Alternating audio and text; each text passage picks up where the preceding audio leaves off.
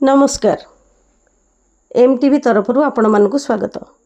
आपण माने देखुथिबे सारा ओडिसा रे सबु समय रे मारुति सेना यथासंभव सेवा करिबा पई चेष्टित थाए। केउठी गो सेवा तो केउठी रक्त जोगाई देबा, केउठी असहाय मनिषटीर जरूरी चिकित्सा पई डाक्तरखाना नहीं जिबा तो केउठी भोकिलांकु खाद्य बांटिबा। एही भलिया अनेक प्रकार सेवारे सबुबेले जड़ित थाए मारुति सेना संगठन। सारा ओडिशा रे मारुति सेनार हजार हजार सदस्य रहिछंती, जेउ माने कि सदा सर्वदा सेवा पई दिन राति एक करि देइछंती।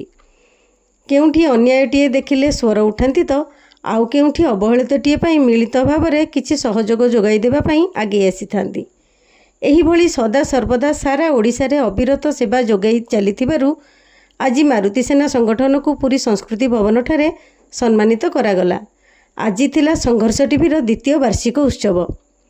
आजिर कार्यक्रम रे अनेक समाजसेवी एवं सांबादिक मानक मध्य सम्मानित करागला।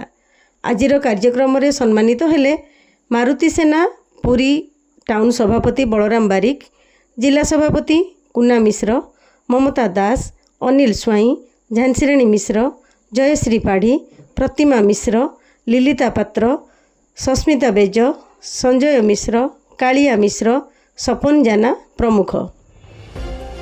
पुरीरू रिपोर्टिंग सुलोचना साहू सहित पप्पू दल बेहेरा, एमटीवी।